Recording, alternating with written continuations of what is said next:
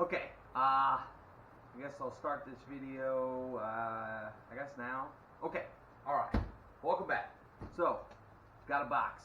Got it all cleaned off on my welding table. Not sponsored. But this is a package that arrived from Amazon. What I kind of want to do, I mean, these are the cheap, less than $300 max peating rods.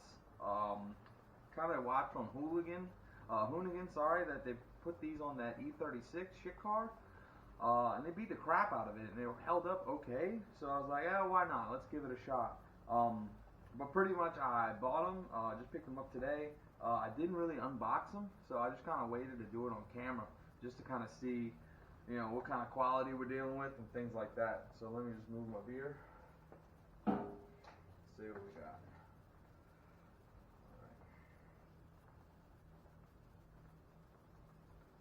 Alright, safety first.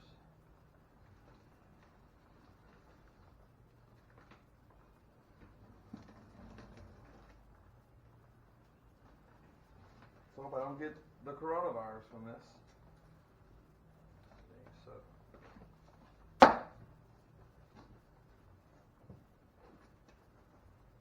alright, it's the right color. I was kind of worried about that. Let's see, it comes with some instructions. Adjustable dampening. Lefty loosey, righty tighty. Wow. Okay. Pillow ball. What other kind of information? Forged T6063 aluminum with T6 spring lock. Okay. Alright. But, yeah. Pretty much just fresh unboxing. Kind of show you what I got.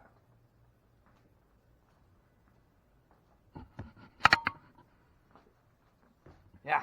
So we got some blues. I guess these are for the springs. Let's see what we got. Well, they're not rusted, so that's always an improvement from what I currently have. Let me see if I could pull one out for you. Okay, got one out here. Just kind of looking at everything. Looks like there's a pillow ball up here. So I guess it pivots off that. Almost looks like a uniball, like a press-in style uniball. I don't know. Let's see if I can flex it out. Kind of see what we're looking at. It looks like a ball setup. I don't know if you can see it. Here we go. Looks like a little ball is just like a ball and socket. Fucker, might be a uniball. I don't know. Quality. It's got some markings on it. Honestly, I didn't really expect any kind of high quality. It looks like some little bit of rusting in there. I don't know if you can see it. So that's cool. It's just like poor powder coat quality. Let's see the bottom. Yeah, it looks like they just didn't get the bottom. So this thing will probably rust out from the inside or something. I mean, I'm not really expecting much. But let's kind of unbox everything and see what all we have. Alright, here's everything laid out. I kind of I bought the lower control arms, the adjustable ones. They're pretty okay quality. The welds aren't trash.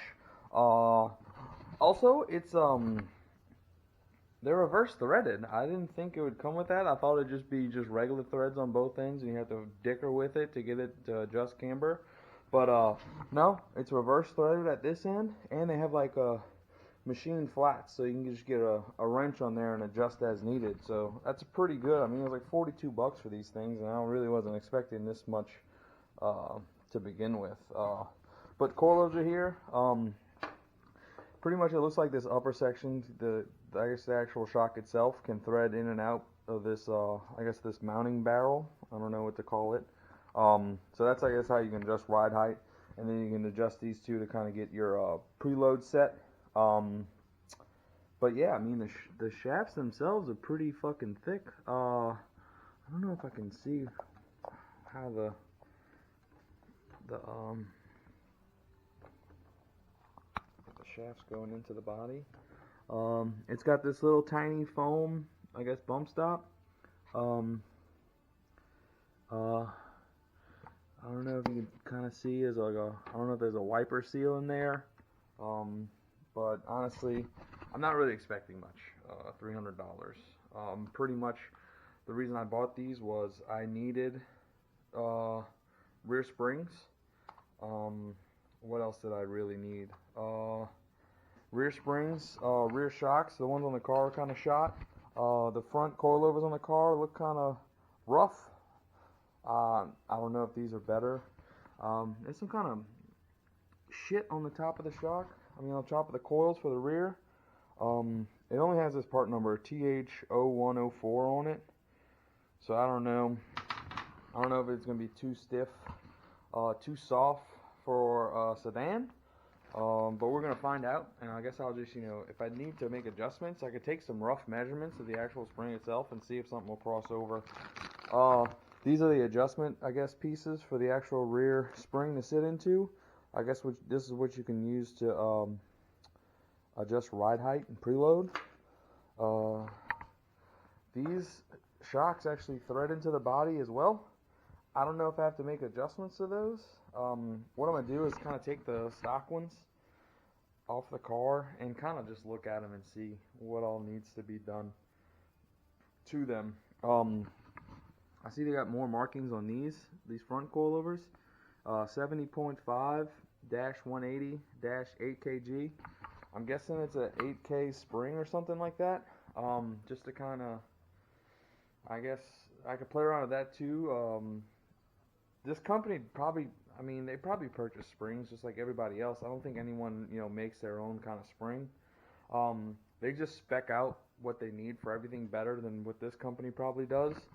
So I guess that's how they can, save money, is just throw a kind of spring on there.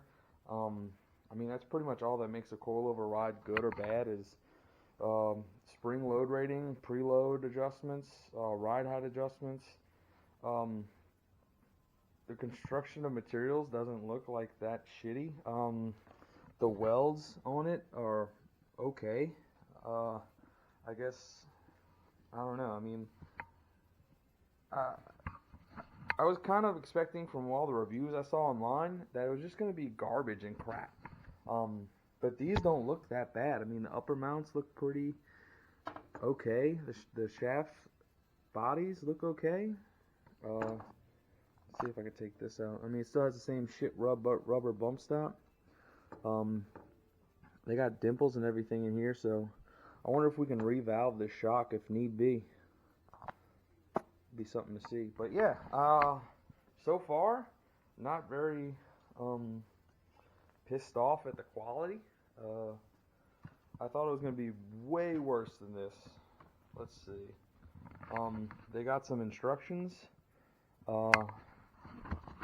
Lift the car, remove the wheel, expose the suspension, remove any lines, remove original suspension. You can set the coilover height by adjusting the coilover length. Mount the coilover.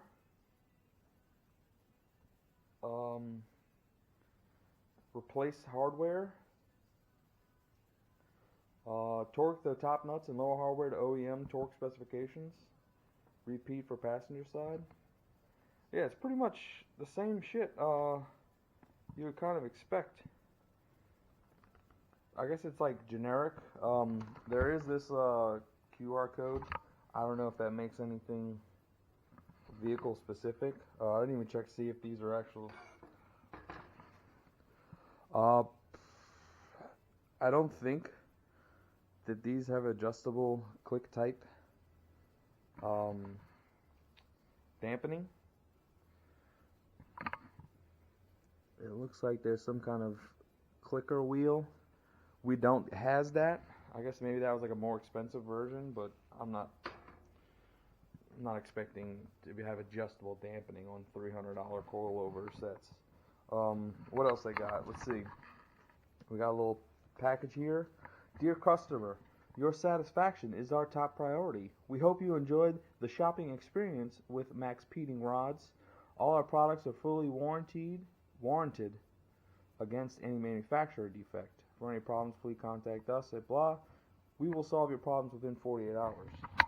Highly unlikely. Oh, dude. You get a Max Peeting rods turbocharger, a billet crank. Dude, sign me the fuck up.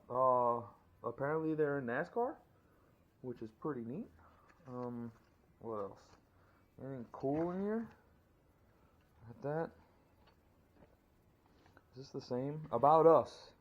Over 15 years experience in motor engineering industry. Is always striving to provide you the high quality auto parts with affordable price and excellent customer service. Yeah, maybe so. I don't know. Let's see. Also got adjustable wrenches, which are pretty cool, so I can adjust preload and everything and lock everything down. I might blast these son of a bitches apart and put some grease on some stuff. That way it won't get I don't know, seized up. Bunch of aluminum bits. It came with some hardware, which is pretty cool. I didn't think it would come with hardware. But yeah, all in all, not too fucking bad. I wonder if I could take shit apart right now and just kind of show it. But, I mean,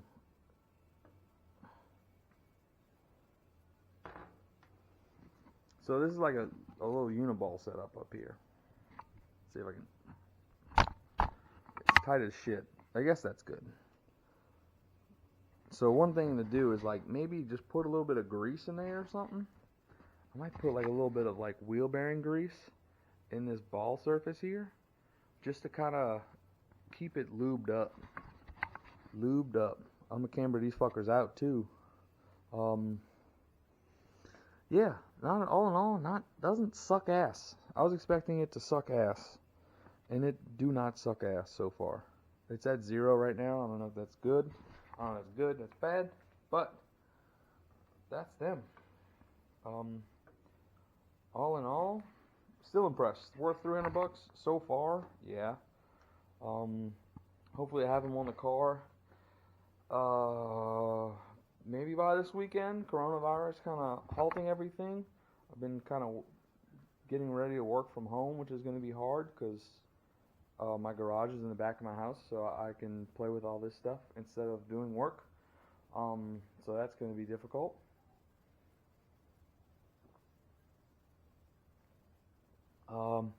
What else? One thing I noticed is these two are very different in height. So definitely going to have to, I guess you just have to really set up everything in the beginning. I wonder if all the bad reviews from people saying everything rides like shit is from just throwing it on, like taking it out of the box and throwing it on. You really have to just like play around with ride height, preload, everything, and adjust it. Because I don't know if these other companies with more expensive coilovers kind of preset everything to make it easier. I don't know. Maybe just Max Peeting kind of saves on just customer service and assembly by just throwing shit together and expecting you to figure it out. Which I guess is one way to save money because you don't have to worry about, QC and shit like that. You just throw everything in a box and expect the customer to kind of do it. I guess it's a good thing they don't have like true instructions or torque specifications. They expect you to kind of figure it out, which ain't too fucking bad. All in all, yeah. I mean, so far, construction quality's okay. I'm glad the blue kind of matches between these two. I was kind of worried it was going to be a different blue. It goes well with, let me show you, the fact that I got blue bushings for everything. It's kind of hard to see on a black background, but blue bushings. So it's going to be like black and blue. The old beat up piece of shit. I kind of pressure washed these arms, these lower arms, but they're still kind of rusted to shit. Got to push these bushings out. Also, I pressure washed the back cover, but you can't really fucking tell. I guess it's just really caked on there with grease. I'm just gonna kind of wire wheel it or just like brush it and just say oops. Run what you brung kind of thing. But should be ready. I just have the big ball joints to take out on the bottom of the trailing arms, and that's pretty much it. And then once I'll do is I'll clean those up, hit them with a coat of rattle can. I gotta pull the emergency brake cable. I got that in from FCP Euro. Time to do with that. I also got new fill plugs for the diff cover, so I have new ones of those. And I got new control arm bushings and everything. The only thing is I have to get new hardware for this. So what I'm gonna do is I'm gonna try to figure out which one's which, and figure out what size bolt I need to buy. Probably bring these. I might just unscrew one and just bring it to Home Depot and figure out what size bolt I need. But hopefully, I might just do this video by itself. But hopefully, I have the next video is me fully assembling the subframe, because I need to start driving the car because I miss driving the car. So hopefully, next video, subframe in. Praying. But yeah, I guess that concludes the end of this video. Let me know if you wore green on St. Patrick's Day, and if so, or if you didn't, did you get pinched? I didn't know with the whole social distancing thing, are people not pinching for St. Patrick's Day? So just let me know in the comments.